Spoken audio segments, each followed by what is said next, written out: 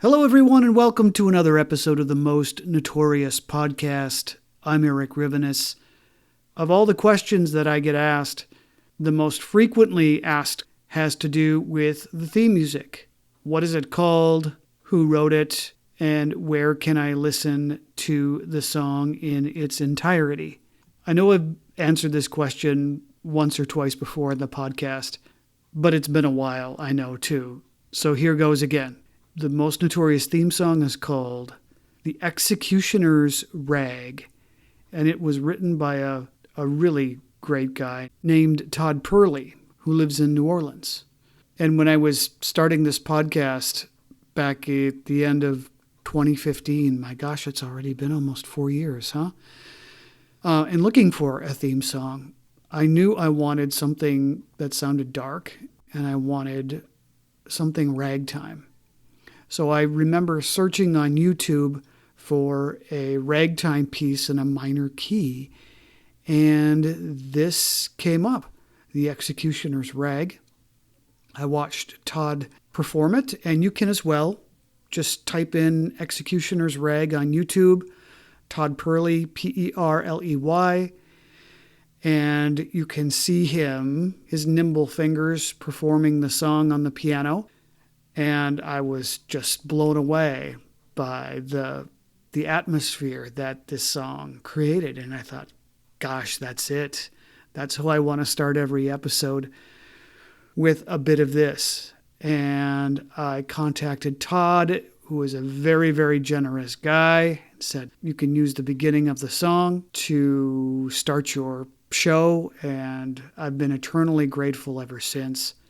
And I'm always very happy to point people to his performance on YouTube. However, he has not ever released his professional recording to the world.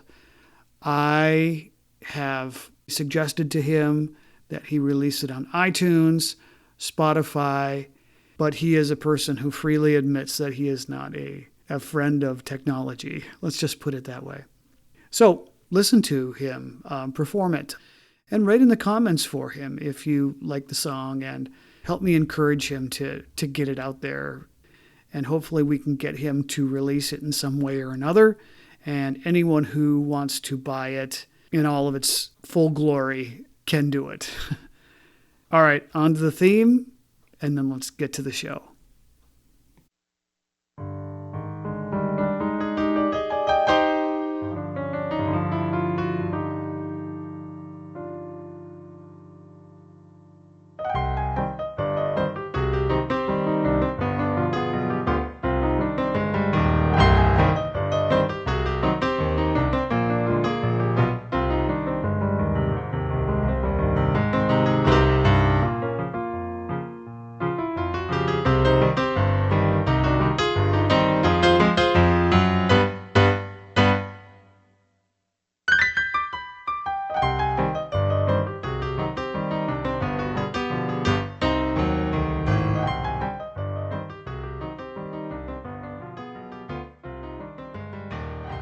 My guest today is Kimberly Tilley. She is the author of the new historical true crime book called The Poisoned Glass. Great to have you on. Thank you so much for joining me. Thank you for having me. I'm really excited to be here. So, what inspired you to write this book? Well, I learned about the story a long time ago, maybe 15 years ago. I have a website, a blog called oldspirituals.com, and I try to pull out like old historical stories that have been completely forgotten for the most part. And so I'm always digging around in archives and things looking for things that I can bring forward and write about. And I found this one, and it just caught at my heart, I guess just because there was a young girl who was murdered in this way. And it wasn't that no one cared or no one loved her. It's just that the people that loved her and that wanted to have justice for her were as powerless as she was.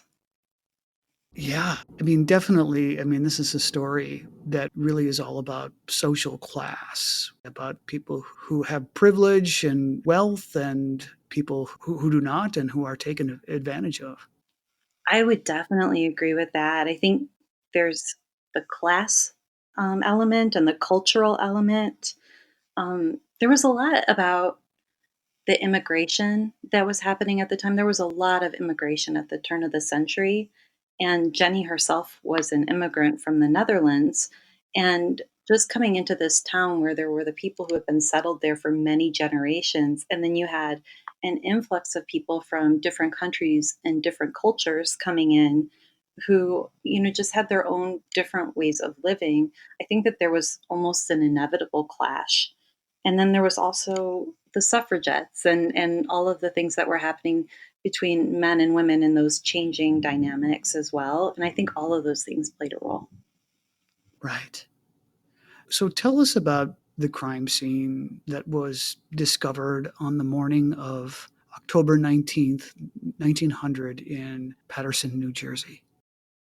There was a man who was coming to work that day. It was around 6 a.m. and he was walking to work, and as he crossed the bridge, he saw, I think, just a shape. And it looked too large to be an animal, but it wasn't a rock. And he walked this way every day of his life, so he knew exactly what to expect, and he just saw that there was something different there. And he got closer and walked over, and he saw that it was a woman laying there, but she didn't look necessarily like in distress. And he thought at first she might be sleeping, and he crouched down beside her, and the only thing that was out of place was her hair. Her hair was in her face, but she was dressed very neatly and modestly, and she looked very out of place to be laying on an embankment there. But he reached down and felt her wrist, and he realized that she was dead. And he went to the mill where he worked, and they were one of the businesses had a telephone.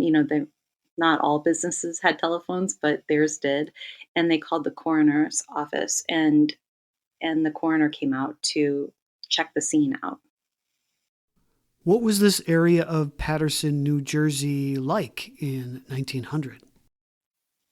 So it was a pretty busy area. There was a huge section of the town called Riverside, and that's where a lot of the working class people lived. And often they were doubled up, so there was more than one family living per house.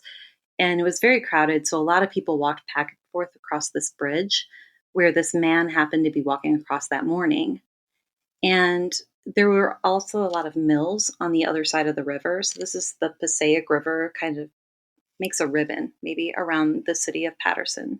And so when you're walking outside the city, you're walking towards the mill and towards the more country area. So he was walking away from the city, but it was still a very populous area. And anyone who would have left a body there would know that it was going to be discovered within a matter of hours. And this man's name was Marinus Gary, right? And he was a delivery driver. Yeah, he was. He was a teamster, so he drove a wagon and delivered people's ice to them. And the funny thing about him was, from what I can gather about him, he was just sort of a rough, no nonsense kind of guy. But there was something about the scene that really touched him. And he went back and he noticed that people were starting to gather around and look at her. And there was just something, he just couldn't stand it. So he went back to the stable and got a blanket and put it over her to protect her, basically from people looking at her and gaping at her, basically. Yeah. So, how long did it take for authorities to arrive at the scene? It wasn't that long because one of the things that they discovered, the coroner's name was Vroom, Vroom, and he discovered right away.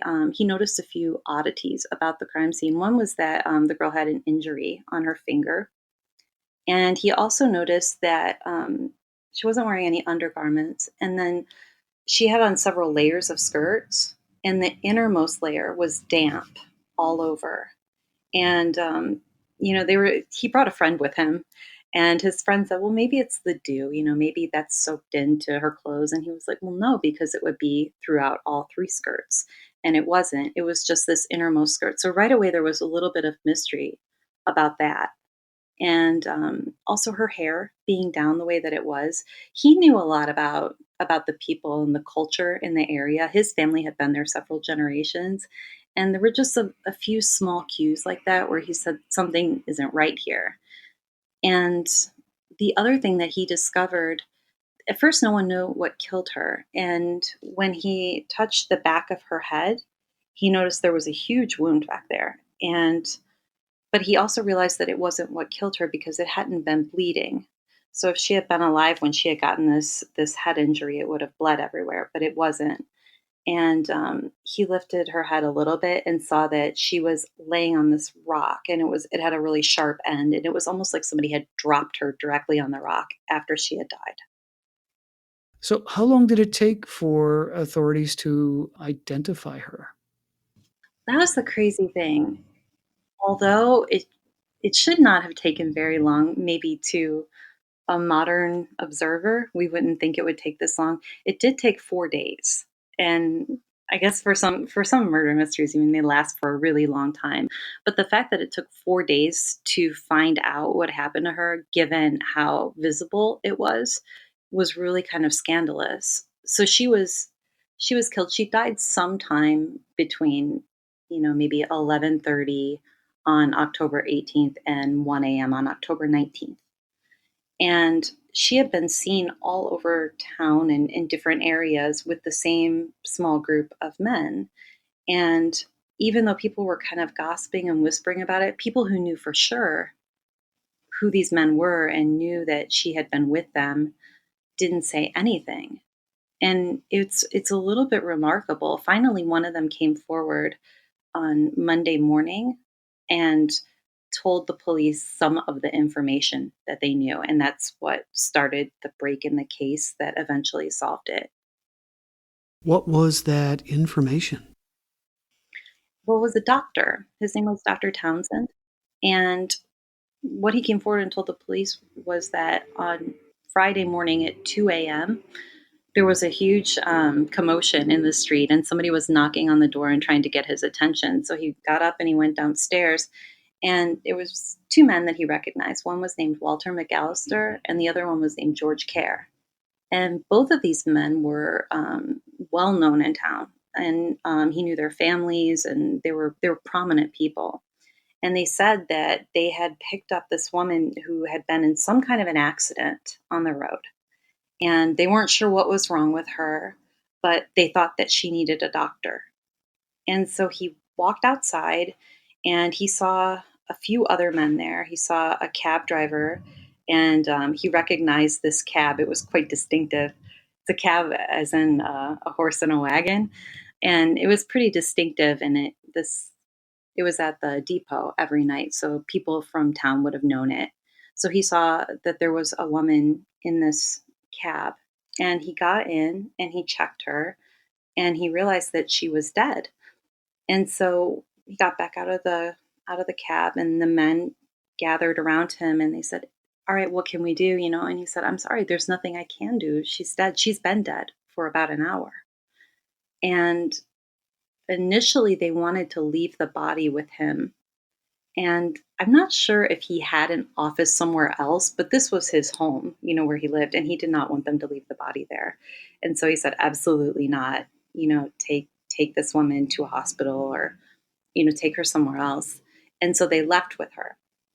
And then when he saw the coverage in the newspaper, he recognized it was the same woman that he had seen these men with, but he didn't say anything. So Friday, Saturday, Sunday, he knew who had been with her and that they had been with her after she had died. And he still said nothing, not to the police, not to the media, not to anybody. So, this was a pretty sensational story in the newspapers, wasn't it?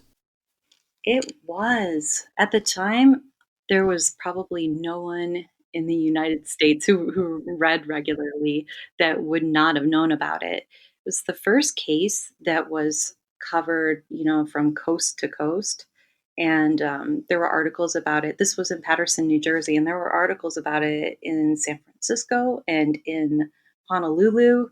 I mean, everybody was covering it. It was, the more that came out about the story, the more salacious it was and the more scandalous it was. And people just got really interested in it and obsessed with it. And eventually, when there was a courtroom trial, a lot of them sent reporters to cover it. And most of the people who were actually in the courtroom were, parts of the media from different newspapers across America. But people were just fascinated by, I think, the human interest of it and all of these different intersecting social factors. And one other thing that I think was a draw to the case was that Patterson had been a center of anarchy at the time, the anarchist movement. And there was another weaver in the mills, and he ended up going back to Italy and assassinating the king because of some things that had happened to the workers there. And so people already knew the name Patterson, and they knew it as a city that bred anarchy and violence. And so I think they were interested in it anyway. And then you hear about this young woman, and it's very sympathetic. It's a very sympathetic case, and you can't help but feel for her. But then it seemed like there wasn't going to be much justice for her. It seemed like there wasn't a lot of appetite to pursue a conviction or anything like that. So let's talk a little bit about Jennie, if you don't mind. What did the police learn about her? What kind of life did she lead? She led a pretty an ordinary life, I would say. She was 17 years old when she was killed, and she worked at a mill in Patterson, the Patterson Ribbon Company. So she was born in the Netherlands in 1883, and she was part of a very large family. I think she had 10 brothers and sisters. And when I want to say, like, when she was maybe 5 or 6, her family lost their money in the Netherlands and eventually decided to immigrate to the United States. And at the time, children ended up working much earlier in their lives than they do now, and working long, full days work. Not for very much money, but they did work like that. So she and her sister both had full time jobs. I think Jennie had a full time job when she was 13, and they made about 8 or 9 cents an hour. And it was really hard to do the math there to see like what the equivalent would be. So the best thing I could find was like how much things cost at the time. So 8 cents would buy about 2 pounds of flour. And I know that the family needed everything that the girls made. So it wasn't like they got to keep a certain amount or anything like that. They gave everything to their parents. And that was how the family got along. I mean, without that money, I don't know what they would have done. So that was one thing that the police learned about her. Another thing was that she was very popular. So she, the girls liked her in the mills, and she had a lot of boyfriends as well. So she didn't have a steady boyfriend at the time, but she was dating a lot of people. And Patterson was it was very patriotic at the time, I would say. There were a lot of parades that would happen, and they had political parades, and then they would just have like rallies. They would have a firemen's parade, and so she would go to these parade events with different people. And there are some conflicting stories, mostly from her family, but I think with her friends, she would occasionally go out to like a pub or something and have a drink. She wasn't a hard drinker by any means or any standard at all, but she would have like an occasional drink. Although later her family insisted that she would never touch alcohol. I don't think that was true. They might have wanted it to be true, but I don't think that it was. Other things that they might have learned about her was that she had a friend in town, and she would sometimes stay overnight with the friend. And her parents were, I would say, like kind of permissive. And this became an issue during the trial because it influenced the way that people saw her. And I think that this was just a cultural thing. But her mom and dad would just say, like, well, you know what? If you come in after 10, tap on the window and your dad will get up and he'll let you in because he's a light sleeper. But there wasn't like the girls didn't have a curfew, and it wasn't weird if they came in really late.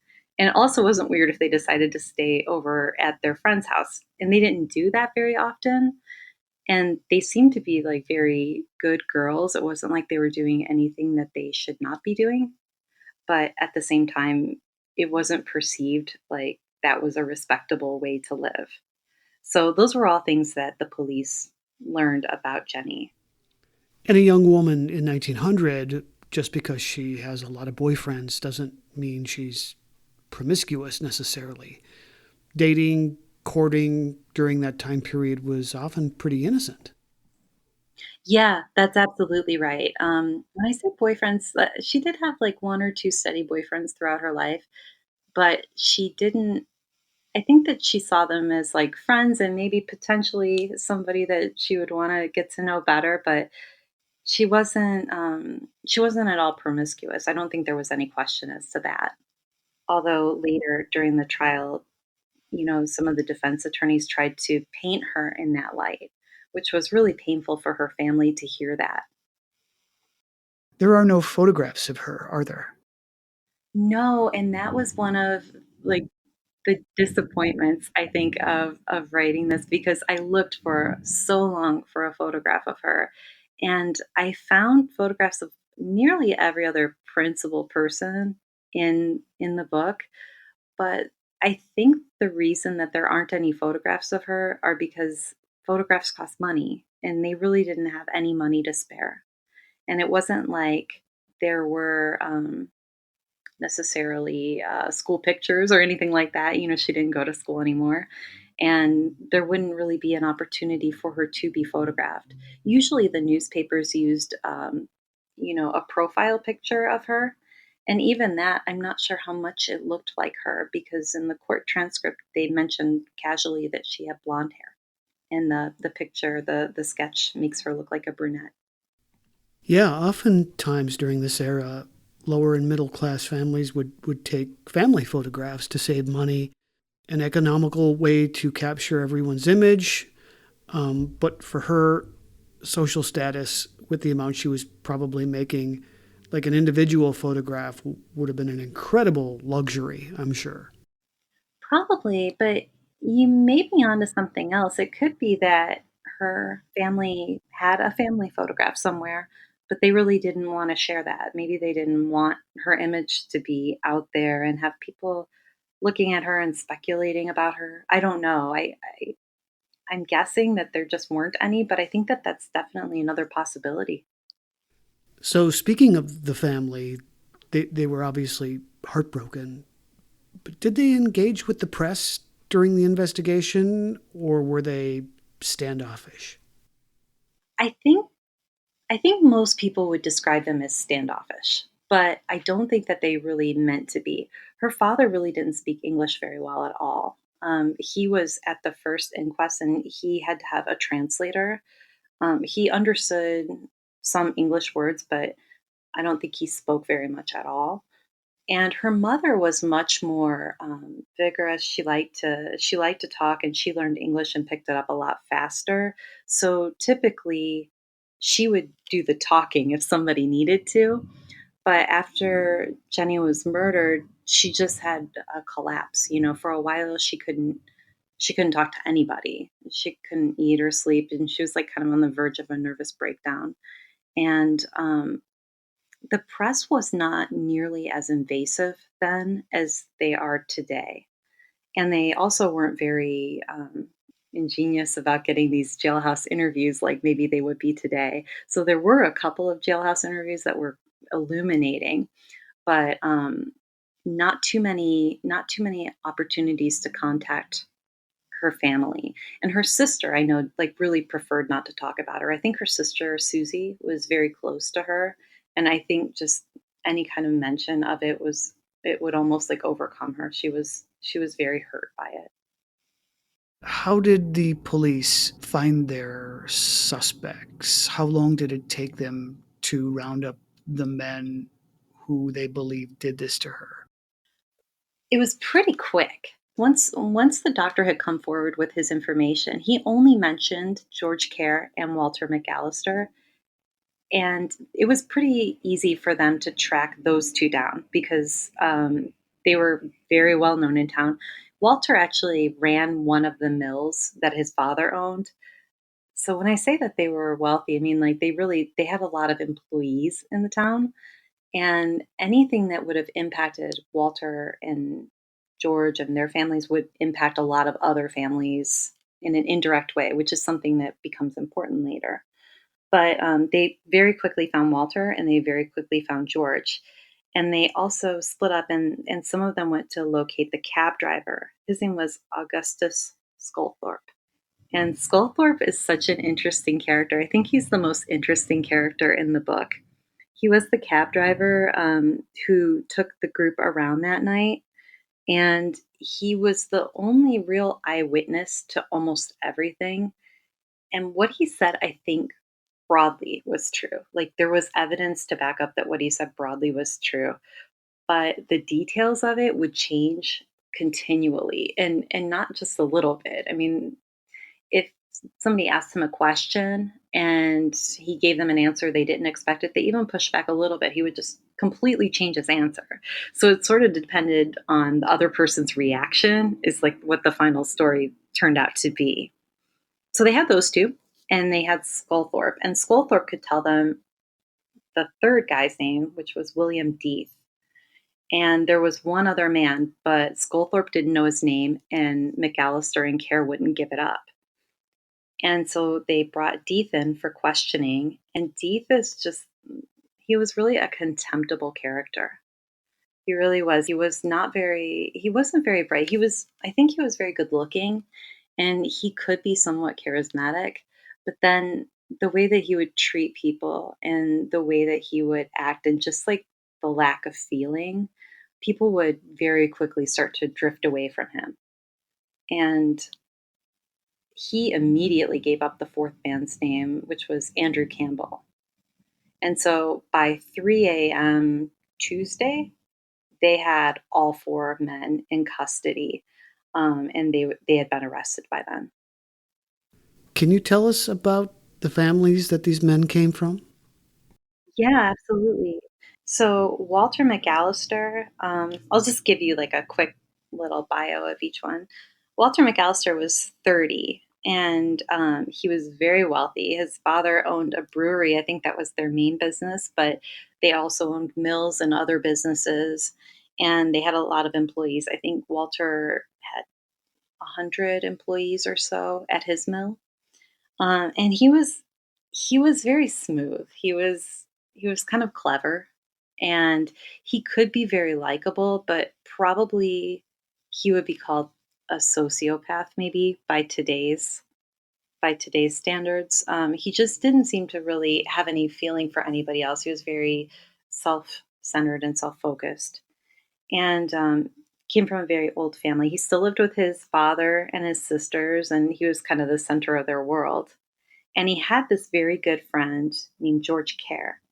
And George was also from money. He was also really wealthy. He was the most politically connected one of them. His brother in law was the mayor of Patterson at the time. His cousin was running for the US House of Representatives. And the family was just very politically connected to like the Democratic Party machine that was in Patterson at the time, which was really powerful. And George was different from Walter, though. I mean, they were alike in their backgrounds, but in terms of their personalities, they were about as different as they could be. George was 42, so he was a little bit older than Walter, and he had four children at the time, and his wife was going to have another baby in about a month. And he knew he was going to inherit money, and he wasn't very ambitious, but he was really kind. So he had this dead end job at as he was a paint clerk, but he didn't really want to do anything else, and he didn't worry about like having a big family or anything because he knew he was going to inherit money, and so he was very easily led by Walter. Walter called all the shots, and George kind of followed and did what he was told. So those two were really good friends. And the other two weren't really connected to either of them or to each other. So the one guy's name was Andrew Campbell, and he was the youngest one. He was 24, I think, at the time. And Andrew is definitely, I think, one of the more sympathetic figures. And it's really unclear how much he was involved with the whole crime. He worked really hard, and he had a job as a clerk, but he worked his way up, And when his father died a few years earlier, he took over, taking care of his mother and his little brother and little sister, and, solved their financial worries for them. And he lived very frugally so that he could give almost everything to them. And he was universally, everybody really liked Andrew and they really liked George. So those two had a different reputation than Walter. People didn't really like Walter. He was considered to be a bit of a jerk and just pompous, like he wasn't shy about telling people how great he was. Say it like that. Um, and then the fourth guy's name was William Death. And I have to tell you, this was one of the original things that caught my eye about this story because his last name is spelled Death, Death, which is, I know it's very strange. But he was 25 years old, and he was also an immigrant like Jenny, but he had immigrated to the United States from England. And so he had this posh English accent, and he dressed really nicely. And there is a photograph of him in the book, and he does look like he would be pretty good looking, but people who knew him really didn't like him. Unlike the others, if he didn't like something, he would just quit his job and then he would just kind of sponge off of his friends for a long time until they got very sick of it. And then he would get a job for a little bit and then he would quit again. And the other ones at least had more of a work ethic. Like they weren't just going to quit because they had a bad day at work and they didn't, borrow with no intention of ever repaying and stuff like that. And Will was kind of known for that stuff. And he had also just gotten married. And I think one of the important things to know is that Will had been dating Jenny until maybe like 6 weeks or so before the murder, maybe a little bit longer than that. But then he just disappeared. And then she found out like just a little bit later that he had married somebody else and he'd moved in with his new in-laws. And I'm sure it probably, just from learning about him, I'm sure it had something to do with money, partly that he wanted to, maybe they had more money where he could rely on it, or maybe he wouldn't have to work. But he was very money focused. And I'll also say that he wasn't very intelligent either. He seemed really dumb, and he would do things that he just didn't pick up on social cues very well. It makes you wonder why Jenny agreed to go out with them socially after she'd been surprised by her former boyfriend's impending marriage. Yeah, and she found out about it after the fact too. But what happened that night was that Jenny had worked all day. It was a Thursday, and she went out that evening, and her mom was going to run to the drugstore to run an errand. I think she was going to buy baby powder for one of the children. And she said, "No, I'll do it for you. And I might stay overnight with my friend that lives downtown. And if I do, then I'll just catch the other bus and I'll get to work that way in the morning." And she went downtown, and we know that she made it downtown because her next door neighbor saw her talking to a man he didn't recognize around 9:30 in front of the drugstore. And it turned out that that man was probably Deeth. And Deeth had just seen her on the street and he called out to her.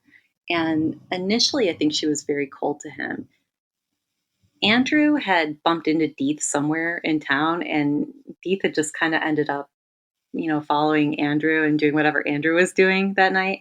And they just happened to meet up with Jenny. So it wasn't like a plan or anything like that. And Andrew knew Jenny well, and Deeth knew Jenny well. So they were all talking together for a little bit.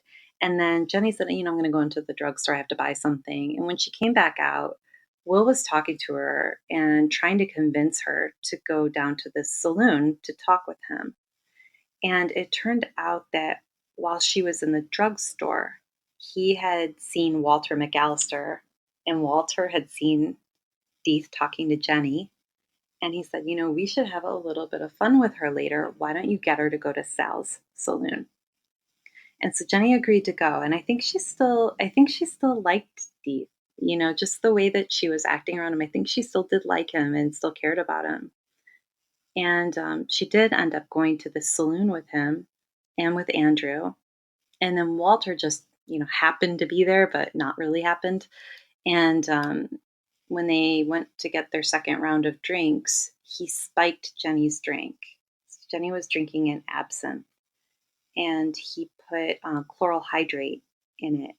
So chloral hydrate was used at the time as a date rape drug, and it's still prescribed today, but it's really powerful. And from what I can learn about it, it sounds like the effective dose and the lethal dose aren't that different. So it would be really hard for somebody with no knowledge of a drug like that to, just be able to pour the correct amount into somebody's drink with for the purpose of knocking them out that way. But that's how she ended up at the saloon with them. Was basically, I think she went to talk to Will, and then Will and Walter had this plan, and Andrew just kind of got dragged along. He didn't really want to be there, and whenever he suggested leaving or tried to leave, they would just, kind of bully him into staying.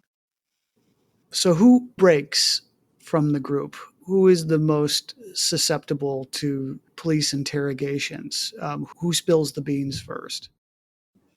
Well, I'll tell you, it was Will that spilled the beans first.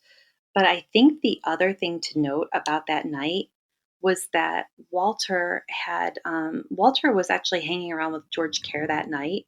And after he and Will cooked up this little plan, he sent George to a hotel by the depot, and he said, "Wait until you get my call. And when you do, hire a cab and bring it to the saloon and pick me up." And he called George. So George got involved and came with the cab as McAllister told him to. So he got implicated that way. And as far as how they got caught, how they got busted, once they picked up Will Deeth and they came in and brought him in for questioning, Walter had kind of given everybody an alibi. After he found out that Jenny had died while she was with them, he was very quick to come up with like, all right, well, we need a cover story. We need to have our story straight. And so he gave these guys a cover story and about where they had been and what they'd been doing, and nothing had to do with Jenny. And maybe they saw her downtown, but they weren't really sure.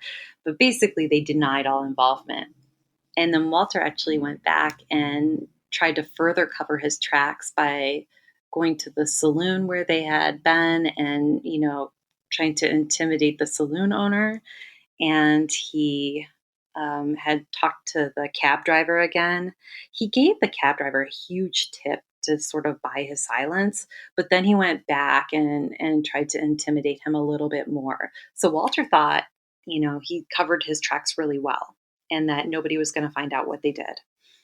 But Deeth gave this alibi, and the police didn't believe it, mostly because they already had some evidence and they'd already talked to the cab driver and they thought they knew what happened. And Deeth's story just didn't sound right. And so after he gave the alibi that Walter had told him to give, they said, Deeth, we don't believe you. We don't think that what you're saying is what really happened that night. And he started to like just giggle. And the police talked about it later and they said it just gave them the creeps because he just started laughing.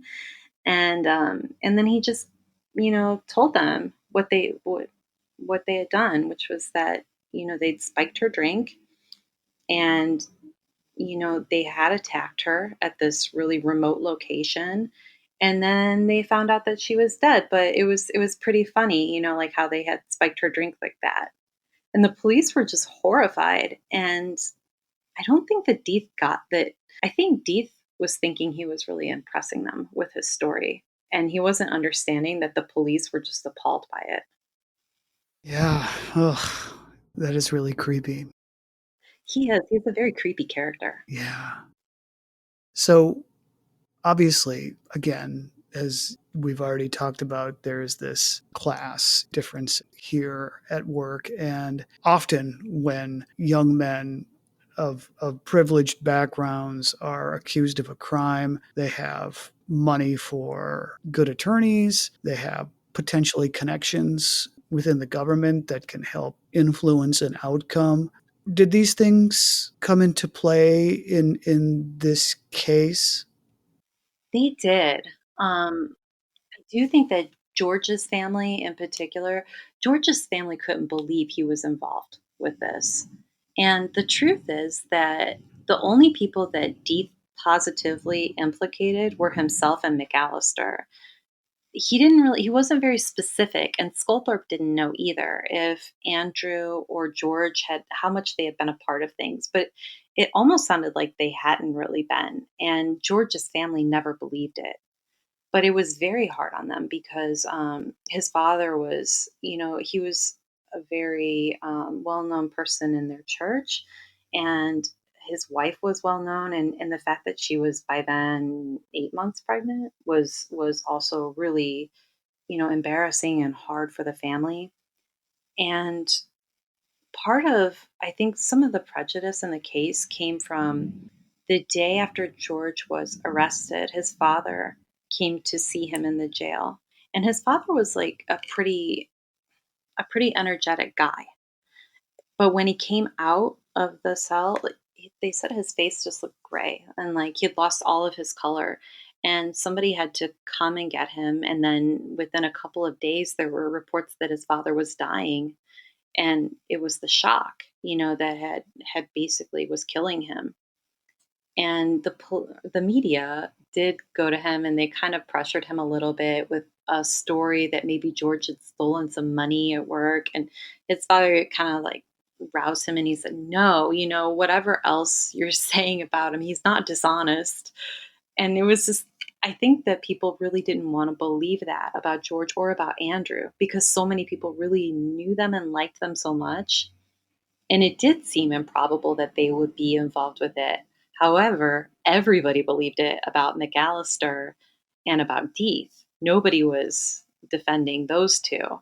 So it's kind of funny because Deeth didn't have money and McAllister did, but people were condemning both of them.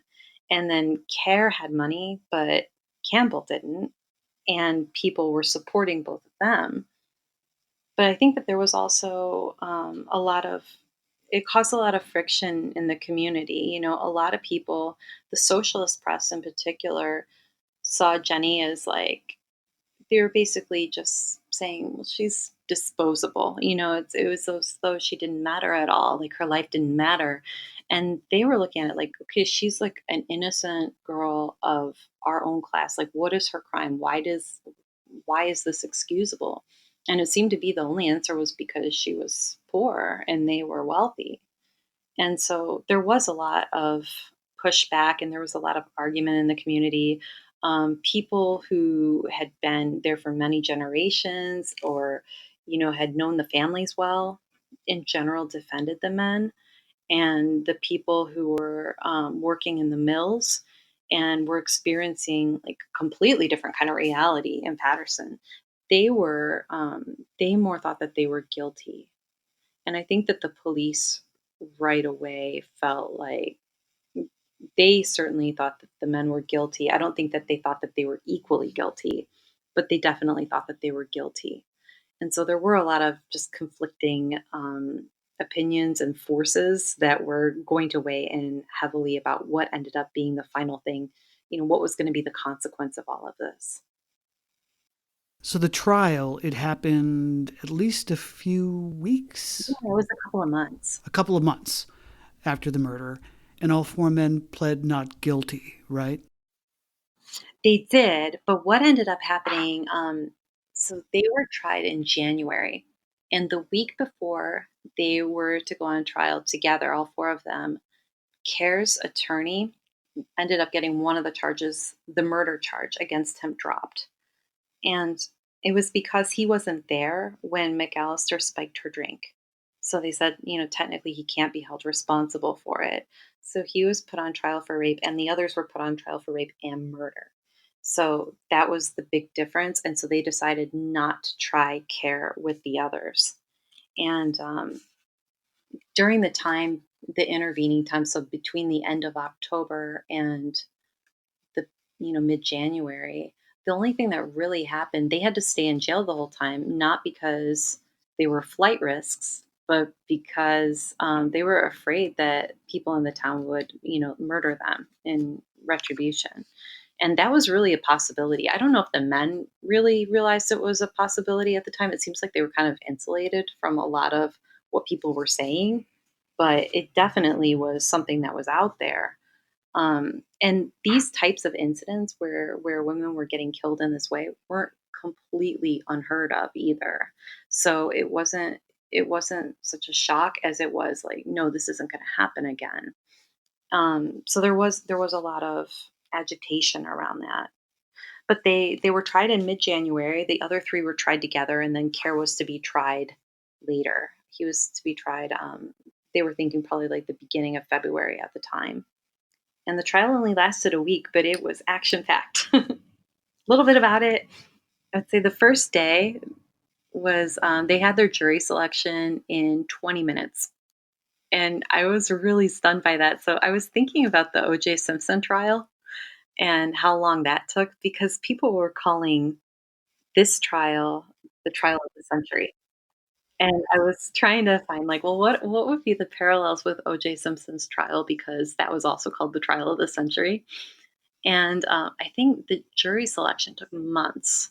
And I actually kept the figure somewhere in the book, but it took months and months. And so the fact that they got through in 20 minutes, part of it was just that things were less complex at the time. But even in the newspapers, they were calling it Jersey Lightning because it was so fast. And after jury selection, they had the prosecution brought, most of their witnesses were the first day. They had Jenny's mother and her sister and her neighbor that had seen her with Deeth in the streets. And then they also had the bar owner and they had Skullthorpe. And a couple interesting things about that were that you could already see how the defense was going to operate because of the way that they questioned Jenny's mother. There was a lot of, well, so you just let your daughter stay out all night kind of questions, and you don't really care where your daughter is at night type of things. And it might have been a little bit more subtle, but not very much. It was obvious that they were trying to paint her as just promiscuous, I guess. And that was not received very well, was it? It wasn't received very well. I think her mother later, I think her mother was upset about it, but I think at the time, like she was very focused on, getting through the trial. They had to ask her to repeat a few things. There was still a language barrier. So I'm not sure if she understood the implication at the time, but later it bothered everybody. It especially bothered her family. With Susie, they didn't make a lot of implications that way. And the neighbor, it was just basically they just wanted to confirm, what he saw and what time. The bartender was Saul, his Christopher Saul, and he basically just said that he had seen McAllister and he had seen these other men, and he couldn't tell Deeth and Andrew apart. Deeth and Andrew kind of looked alike, even though they weren't anything alike, in terms of behavior. But he couldn't tell them apart. But the real star was Skullthorpe, and he's really just it was fascinating to read the court transcript. There's no way I could have fit it all in the book because it was just like it was pages and pages and pages of his testimony. And it was more of the same where when they would ask him a question, I think in a lot of cases he really didn't notice what was going on, but he would just make up an answer because they asked him. And if they pressed back or said, no, that's not what happened, then he would just completely change his answer. So there was that. And then the other thing was that I would say like maybe 4 or 5 months before I finished the book, I was able to get the transcript from the inquest, which was really helpful because I could see how people had changed their stories between, like a week after the murder happened until, 2.5 months later when they were actually being tried for it. And Skullthorpe in particular changed his story pretty significantly, mostly by romanticizing what he did, kind of softening his role in it. I don't think that he knew what was happening when it was happening, but when it was brought to his attention, he just shrugged it off like, no, this is your problem. I don't want any part of this. So he didn't want to participate. He didn't want anything to do with it, but he didn't stop it.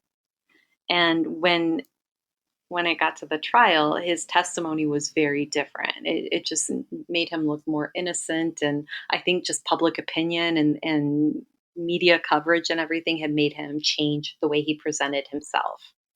So that was one interesting thing that came out during his testimony. the cocktail that Jenny ordered, I believe it was an absinthe frappe. Yeah.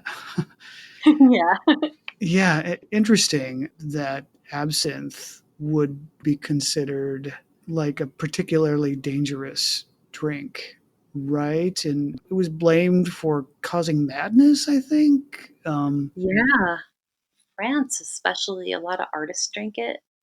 And, it had, it's claimed that it had, like, hallucinogen hallucin it would make people hallucinate. I'm not being able to say that word right now, but it would make people hallucinate, and a lot of artists said that it would give them inspiration, or, musicians, and so it was considered to be a very dangerous, edgy kind of drink/drug, and I'm not sure that the one that Jenny had was that potent, but one of the things that the defense said throughout the trial is, well, she probably just drank herself to death.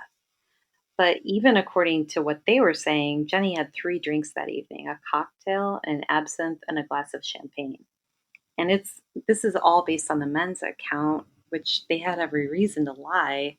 So I think she only really had 2 drinks, and I don't think that she was that inebriated from either of them. You talked about this kind of jokingly as being the crime of the century, which is funny because a lot of topics that I've covered here on this show have been considered the crime of the century.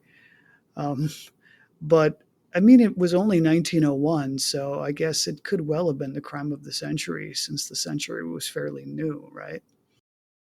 I guess that's one way of looking at it. I thought it was just a really ambitious title, like, I'm sure nothing will happen in the next 99 years that'll compete with this. But I think maybe for the century so far, it probably was the crime of the century at the time, but it was an odd way to describe it. There were so many elements of it, though, that were just they were just so terrible, and some of them were just mundane. For instance, at the time, it wasn't unusual. If somebody died, usually their body was at home, and they were in their front parlor until they were buried. And it also wasn't uncommon for somebody who was murdered to have an autopsy in their own home. But one of the things that was just so brutal about this was just like the casual brutality that people would show. So, for instance, when the doctors came to do the autopsy, they came back.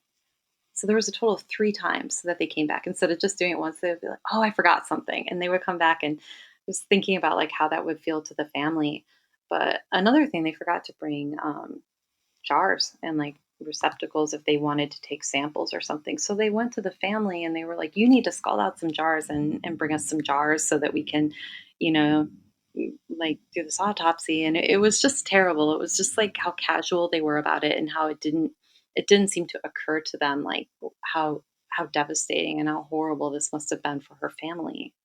And some of the other things that happened too that made the case really just it would just blow people's minds when they learned about it was that on Saturday, so the men were arrested Monday, and the case kind of broke on Monday. But on Saturday, so this is the day after her body was found, McAllister sought out her brother Leonard Bosschieter, and he found him in the streets, and he was like, "Hey, I heard about your sister." And Leonard was sort of, I don't want to say like grateful, but it was like he really admired Walter because Walter was so well known, and he was such a sharp dresser and everybody knew him. And I don't know, I think he was just sort of impressed by Walter. So he was really initially grateful that he would come up to him and talk about his sister and ask about her in such a nice way. But he said, if somebody did that to my sister, I would catch the brute and I would kill him myself. It's just the fact that he would do that and he would be that bold to go to the victim's brother and say something like that. And so when these details started leaking out, um, it really did just, I think, boil people's blood. And then the way that they presented their defense at the trial was similar. I mean, the defense wasn't, like, we did this bad thing, but we didn't mean to kill her. So I think it was obvious they didn't mean to kill her.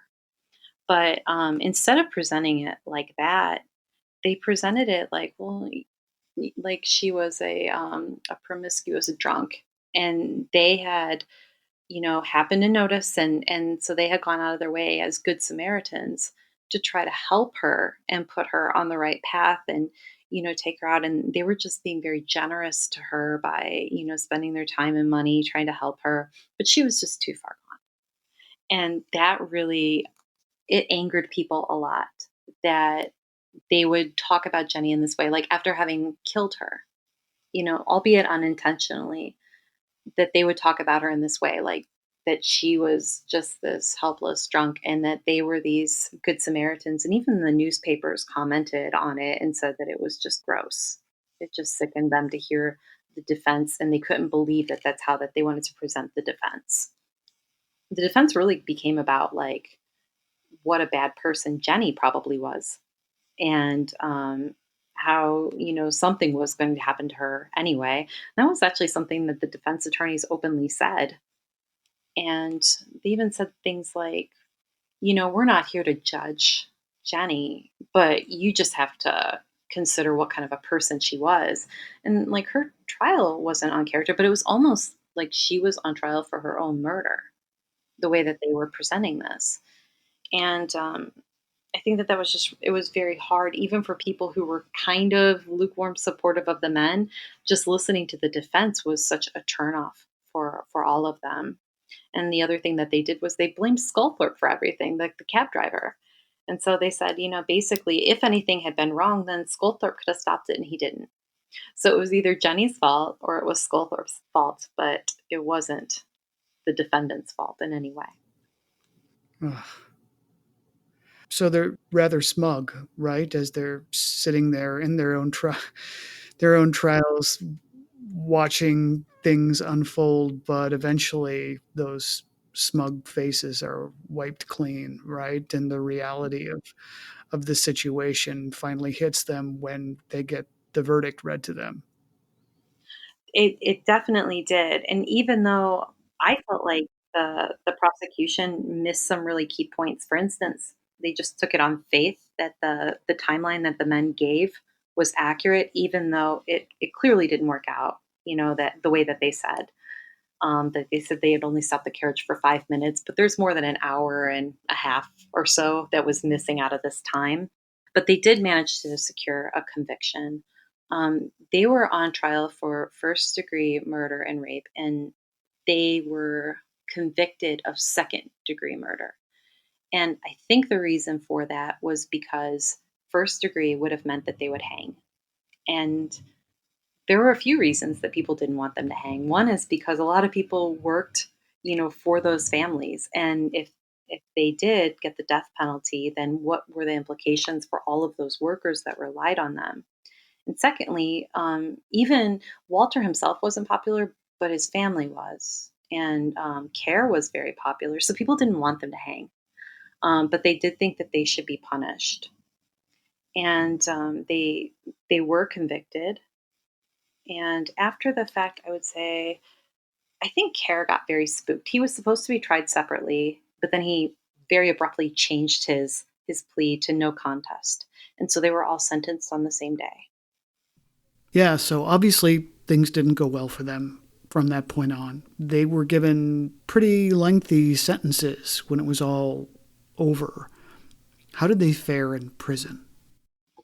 They wrote, I'm not even going to try to convey it, but they wrote the most incredible letter I think I've ever read in my life the day after they were convicted.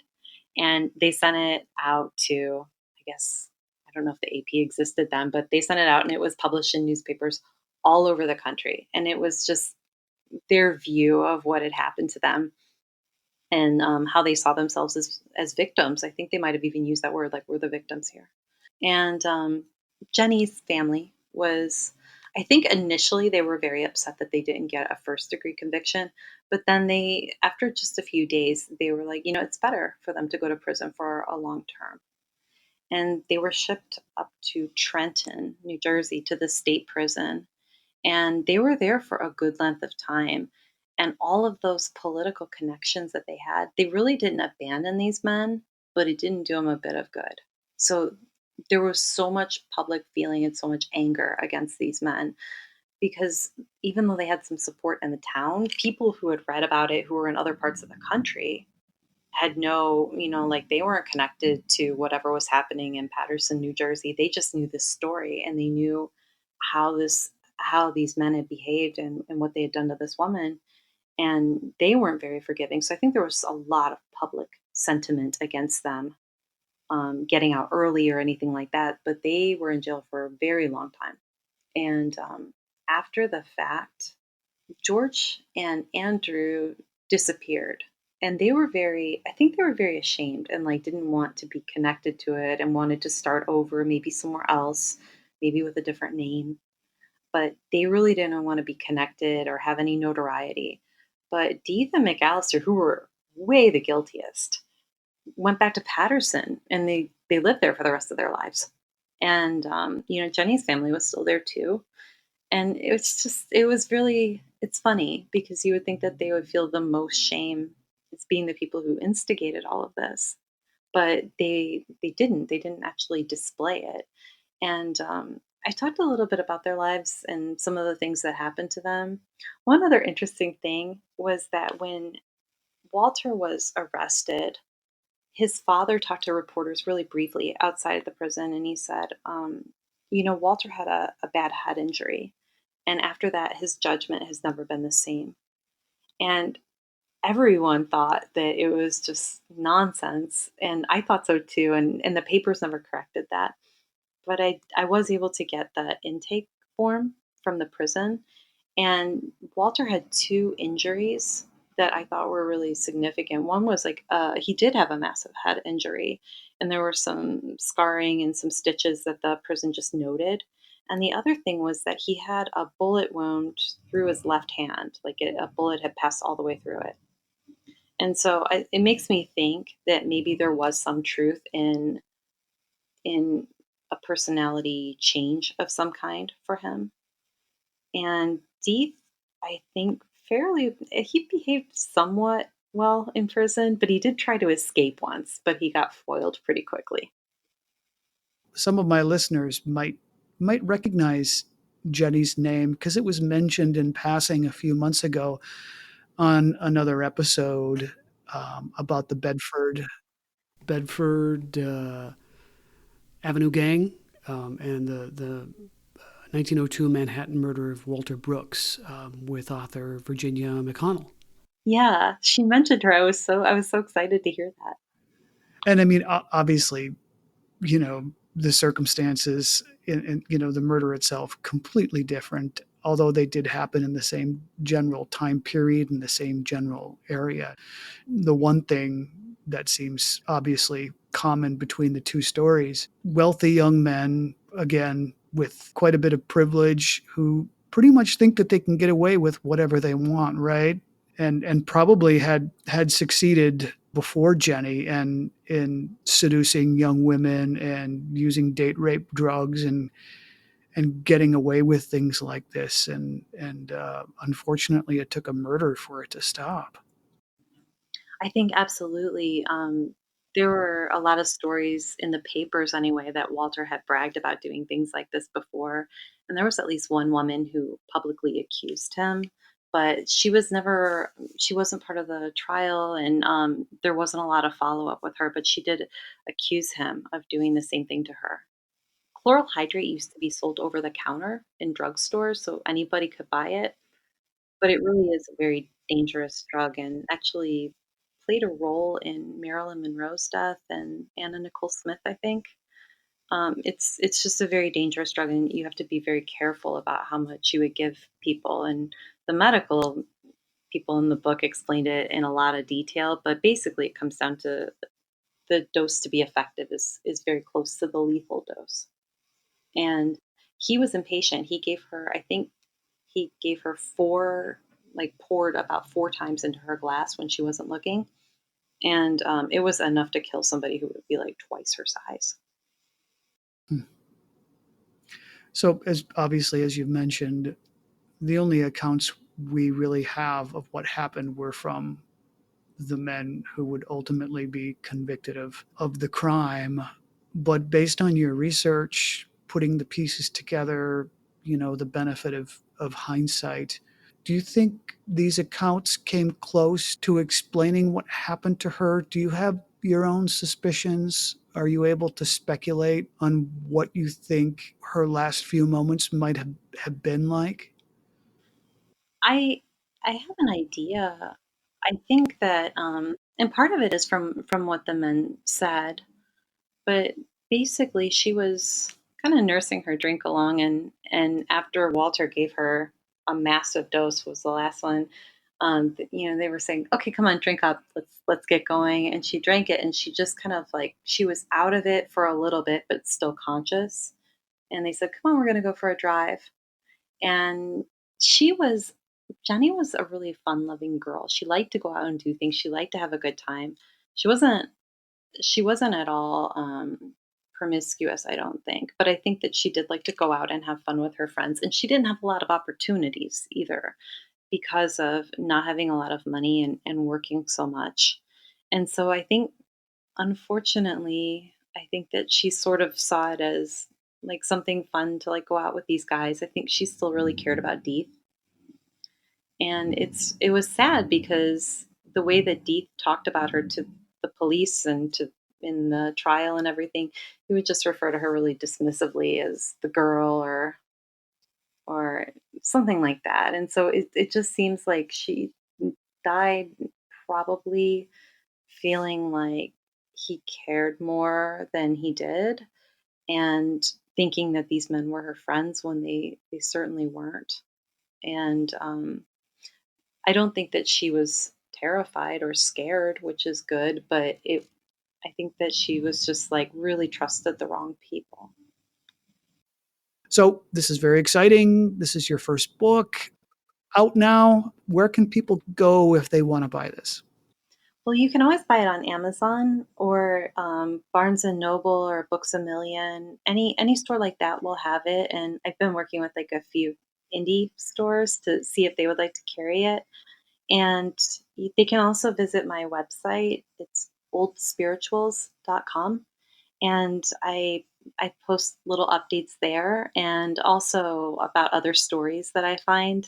So if you're interested in true crime or turn of the century stuff, I just finished a series on Mata Hari, the Dutch dancer and the World War One spy. Exciting. So I would recommend going there or to Amazon if you want to buy the book. Sure. Well, thank you so much. This has been great. Thank you so much. Thank you for having me. This has been so much fun. Again, I have been speaking to Kimberly Tilley, author of The Poisoned Glass.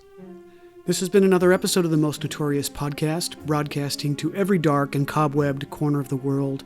I'm Eric Rivenes, and have a safe tomorrow.